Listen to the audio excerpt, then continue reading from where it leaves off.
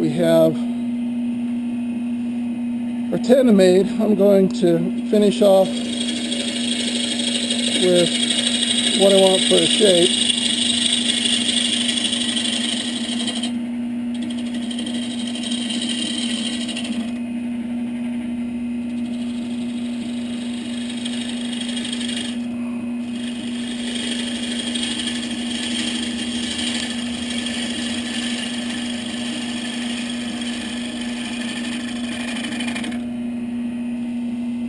So that feels pretty good.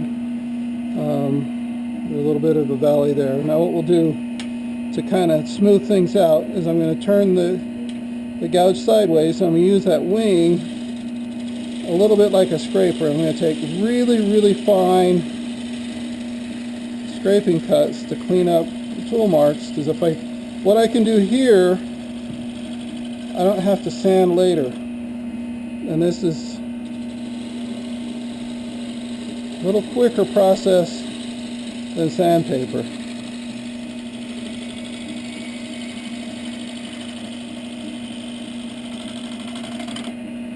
Okay, and that feels pretty smooth. We'll turn it off and let you see.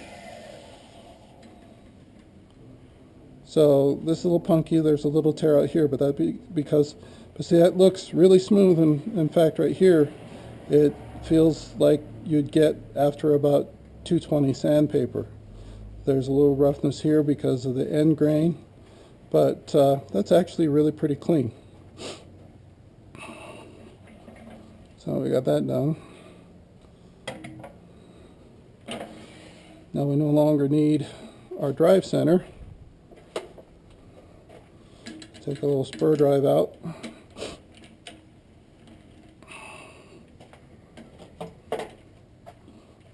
Get this out of the way. Okay, so we put this back in the jaws and bring it up. Oh, look, this is going to be perfect. So if you look around, there aren't any gaps. I don't have it completely tight, but there's about our 1/8 inch. So with this, we know that it's probably got pretty close to 100% contact with the whole jaw. There's no gap. And you see it's still running true. There's no wobble, no run out. We're looking great. So far, everything's doing well. So now we'll start to hollow out. I'm going to bring this up. Now here's the center, the little dimple from the drive. And so I'm going to want, so that my tool is there when I cut. So I'm going to drop the tool rest down so that when I come at this with you see I'm right at the center. What we'll start out with is, I like the handle down, and I'll draw back this way with a pull cut using about that much in the wing to do the cut. It hogs out a lot of material in a hurry.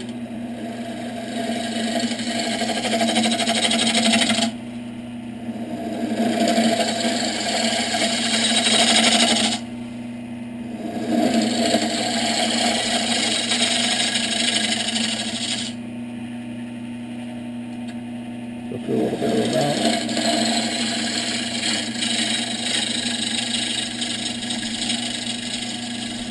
We want to slow down when we get to the edge, because you get out there, you can break some stuff off.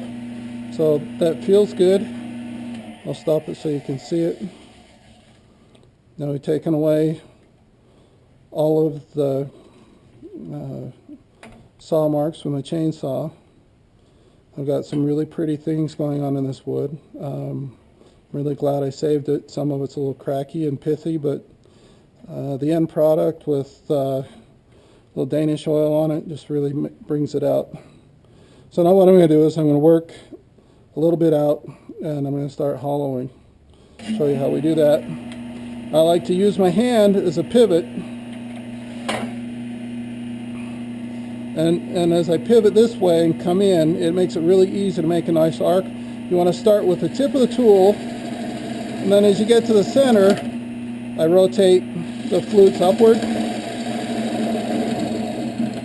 but that first cut has to be on the tip so I don't get a catch. Now that I have, you see I have this little bit here, I can now rub the bevel of the blade on there, and that will keep the tool from diving into the wood and giving us what we call a catch, where the tool bites in, digs out a big hole, and makes a mess.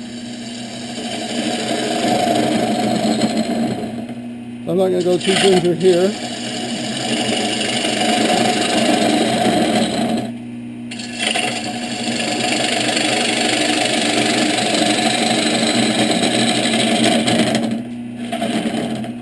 And leave the center of it.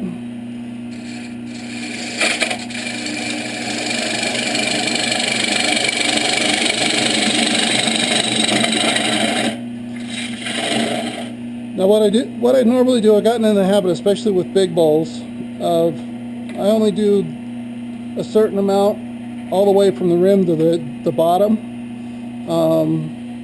I've had a few where I've gotten down real thin and then had the tenon break off on me. Plus, as you get out here on real thin, it'll tend to do harmonics. But at the beginning, I'll go ahead and do really big cuts.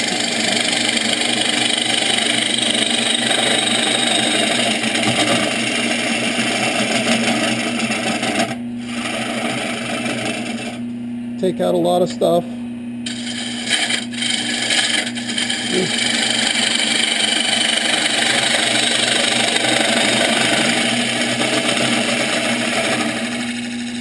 You can see where I started off, I had the tool angled up, and so I was cutting here, and this was drawing me out to the rim. That's why I say we need to start at the, I violated my own rule, didn't start with the tip.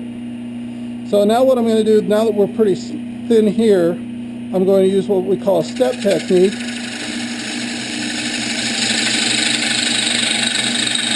And I'm just going to work down in little steps.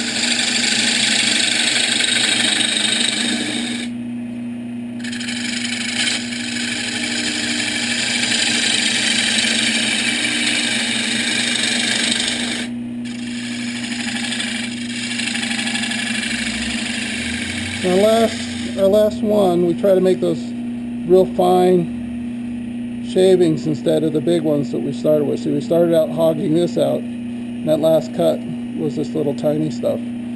That way we don't get as much tear out. Now we're doing the next step down.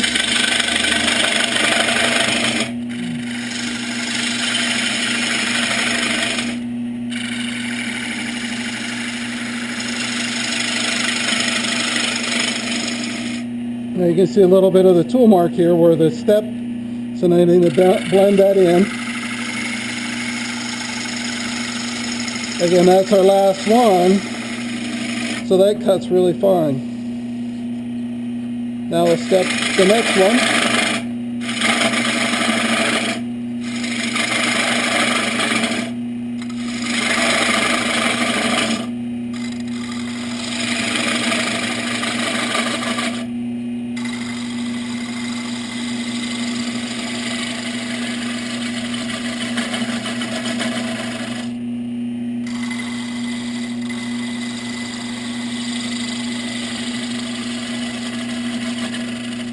I don't have a death grip on the tool, so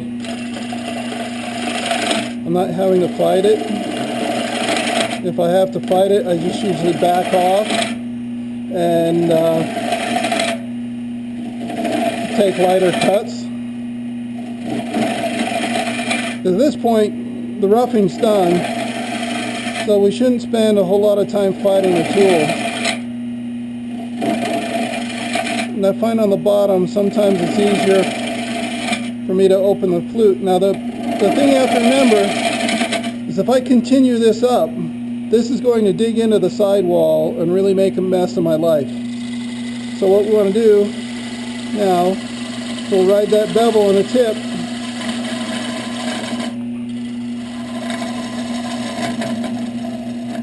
On into the center.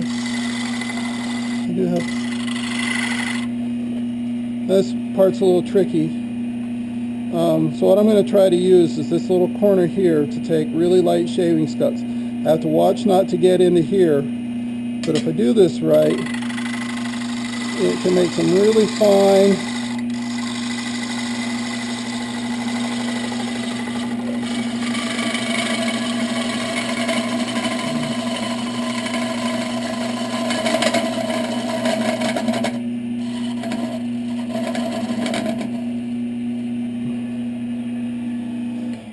Okay, I'll turn that off and take a look. There's a little bit of a tool mark right here. I think we can take most of that out. Now I've left a little thickness here because what I'm going to do is I'm going to show you my vacuum chuck that I made here in a bit. So I'm actually going to thin this wall back down when I define the foot. But for the most part, I think this is good for the wall. And so now this leaves me to a point where I'm going to sand, and sanding's pretty boring. It's pretty much standard stuff, and I want to use the dust collector and my mask and all that stuff. So I'm going to stop the video here, do the sanding on the inside, and then I'll return when I'm done with that.